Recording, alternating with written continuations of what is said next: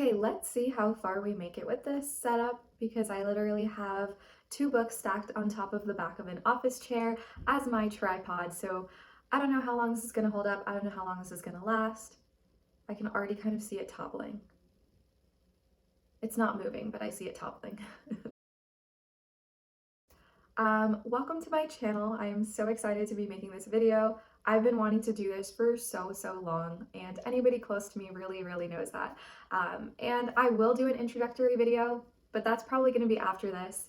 When I'm filming this, it is the last week of March, and the last week of any month on BookTube and on the book blogosphere world is a really special time because that is typically when everyone kind of does like a wrap up. I'm talking about all of the books that they read in a month. And so I thought that the introductory video could wait because right now I am so excited to talk about all of the books that I read in March. So March is the month that I basically sold my soul to NetGalley. I didn't discover NetGalley, but I created my own NetGalley account for the first time. And so naturally, I just kind of went on a requesting spree, exactly what they tell you not to do. And I basically somehow ended up getting 4 different books, which did nothing to help my feedback ratio score of 0%. But anyways, so then I had to review all of those books to get that score up, and it was just a whole thing. But basically, I read a bunch of books from NetGalley in the month of March, so not all of them have been released yet.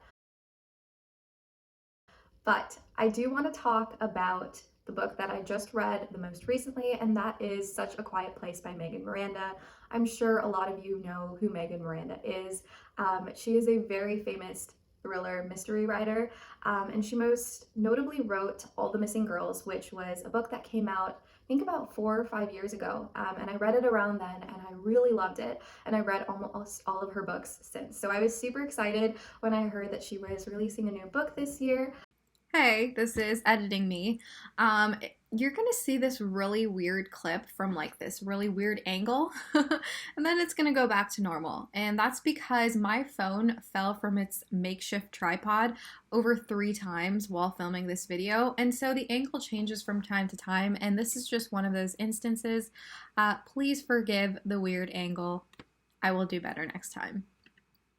Such a Quiet Place. I gave this book 2.5 stars out of 5. It's about this college town set by a lake. It's like a very picturesque community. It's very tight knit. The neighbors very much are in one another's business. They know everything about each other, but at the same time, they are very much good friends. Everyone sort of gets along, and it's one of those communities that looks very lovely from the outside. I say from the outside for a reason. At the start of this book, basically the town has had a situation where 2 prominent members, the Truettes, have been killed. They were a couple that were very esteemed in the town, and they were murdered allegedly by this woman named Ruby, who is a 25-year-old. She used to be their dog walker. She is like a very spunky, kind of free-spirited woman who in some ways has been ostracized by the town. A lot of the town members testify against her, and there's enough evidence to show that she is guilty, but not without a reasonable doubt, right? And so she is sent to jail, and she is supposed to be in jail for 20 years, but she comes back a year later. As soon as she is released, she goes straight back into the home of her former roommate, and that is Harper. Harper is our protagonist, and we follow Harper as she sort of grapples between these 2 sides. You know, the townspeople who very much want Ruby back in jail and out of their space. And Ruby, the girl she once thought she knew, right? That was the kind of the premise of the novel. I really wanted to love it. It has a very compelling premise. Megan Miranda always has some of the most thrilling concepts. That said, I think the book did fall a little short of my expectations. If you've read The Last House Guest, you will know that Megan Miranda has this writing style that at times can feel a little bit melodramatic. There is so much description in that novel, The Last House Guest, of the town, the dynamics within the town, the class divide, the main character, you know, the girl that died, and just all of these relationships and complexities within the town are described, and they're described using this very ominous, biased tone. You know, it wants to sound suspenseful. It wants to sound intriguing. It wants to sound threatening. And that is something that was very much apparent in this novel as well. There was so much description about the main character and her relationship with Ruby, the Truettes, what people thought of the Truettes, and kind of all of the different relationships within the town itself. In my opinion, the description at some points really did seem repetitive.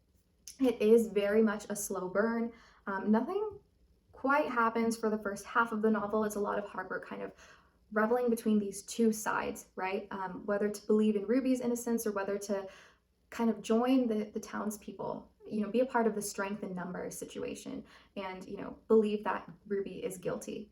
And so it's kind of Harper kind of going back and forth between that from 0 to 50% of the novel. And then slightly past 50%, something big happens. And that is what drives Harper into a mode of investigation where she's digging deeper and putting clues together for herself. I don't want to spoil the ending, but ultimately there are sort of two main mysteries that are solved at the end of the novel. I was able to put one of them together. And then the other one I just truly didn't like. I understand what Megan Miranda, I think, was trying to do with this book.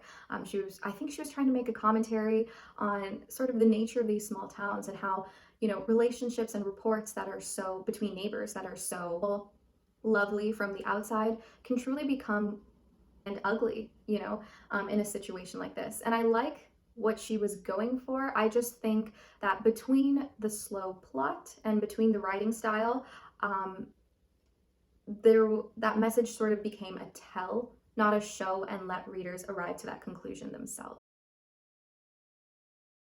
The next book I read this month was, I think, I think I'm going to do The Gaps. The Gaps, I'm pretty sure, was not the book I read before this, but I can't remember it off the top of my head. So we're going to talk about The Gaps now. The Gaps by Leanne was another book that I read on NetGalley. It's set in Australia, which is something that I actually don't encounter a lot in books. I haven't really read too many books set in Australia, so that was really interesting to me. Additionally, this book follows sort of teenage girls in a women's college or a women's high school, girls' school. And that was also new to me. I haven't really read too many books on single-gendered schools, so that was very interesting. Essentially, this book follows this, again, like I said, this girls' school called Balmoral College, I believe. And this school has had a situation in the past, about 5 years ago, where a girl went missing and she was abducted. And then where this book picks up is in the wake of another abduction. A girl named Yin, who was sort of this prominent member of the school community, goes missing. And we have the perspectives of two different girls as they try to grapple with this scenario. One of the girls is a scholarship student who doesn't really have too many friends and doesn't feel like she fits in at this upper class institution. And then another is a girl who is very much well off, but also doesn't feel like she fits in because her interests, her values, and her beliefs are very different than that of her peers and her friend group. So it's kind of those two figuring out where they stand and them finding comfort in eventually one another as they kind of go through this experience and as the school goes through this experience. The one thing I will say is that this novel is not necessarily a thriller. I thought it was a thriller going in. It does have a thrilling kind of premise and ominous tone to it, but that said, it's very much about the character development of the girls and them kind of growing up amidst this troubling scenario. I did like the novel. I did feel like it was slow at times. It was a lot of sort of the characters' thoughts, their feelings. I also did feel like the friendship between these two different girls was a little bit of an instant friendship. It seemed that almost out of nowhere, they sort of started talking and, doing things together and hanging out. It was a very moving novel, though. There was so much commentary on the way that society sexualizes girls and, what it means to be a girl and like the struggles that women face. And I really, really did love reading about that. There's a lot of textual references to other, literary works, right, where like women are being sexualized and different things like that. And I really appreciated that. I think it does require another read for me to like fully be able to understand and pick up on more. I would love to do that. And yeah, I think if you want a slower read to sort of ruminate over, pick this book. It does have a lot of valuable things to say, and it was heartwarming to see the girls come together in a friendship amidst such great distress. The book also did have some really great commentary on what it means to be Asian, what it means to be biracial, and so that was very nice too. Okay, the next book that I read this month is Tell Me When You Feel Something by Vicki Grant. I blanked on the title there, but I'm pretty sure it's Tell Me When You Feel Something by Vicki Grant. I love Vicki Grant. I have one of her books here. I've met her before. She's a lovely person. Just thought I'd throw that in there. I don't know. Anyways, this book is a really interesting book. It has a crazy cool premise. It's all about this group of test subjects that are that are a part of this program, you know, that is in cooperation with a medical school. Like these are high school students that get volunteer hours for, you know, volunteering as like kind of actors for medical students to practice diagnosing patients on.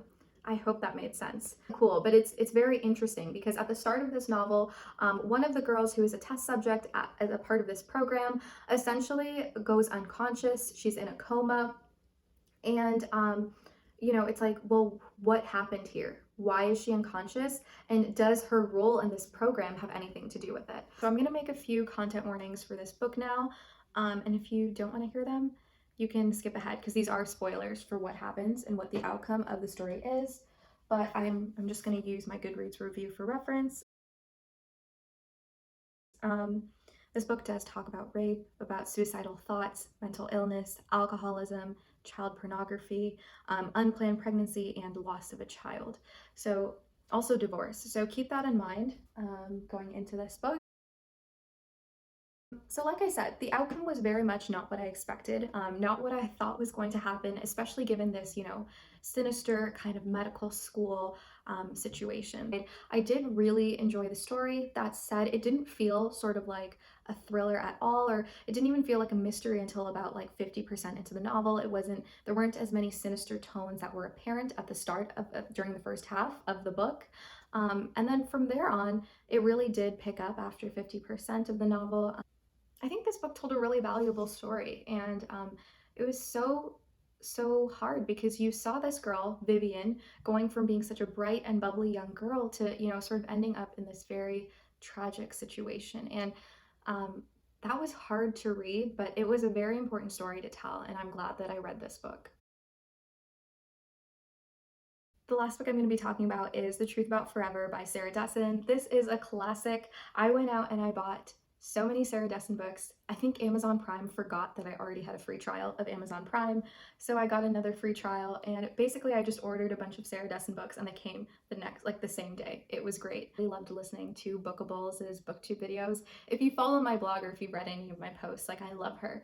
And she used to do a Sarah Dessen book club, and I wasn't watching her at the time, but I am really interested in, you know, participating in something like that again. So I'm thinking of maybe starting a Sarah Dessen book club with my friends, though none of them want to join, but that's okay. I'm gonna force them to. Anyway, I read The Truth About Forever because she loves that book, and I've heard so many good things about that book from other booktubers, and I really love that book too.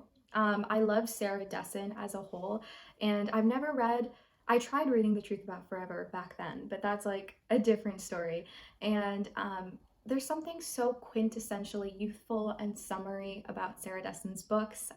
The Truth About Forever was a really beautiful story about a girl growing up, a girl grappling with grief, the death of a parent, and sort of moving past that and learning to open herself up to love again, learning to accept that people can grow and change, and that you shouldn't subject yourself to a fate, or you shouldn't punish yourself for the mistakes of the past, you know?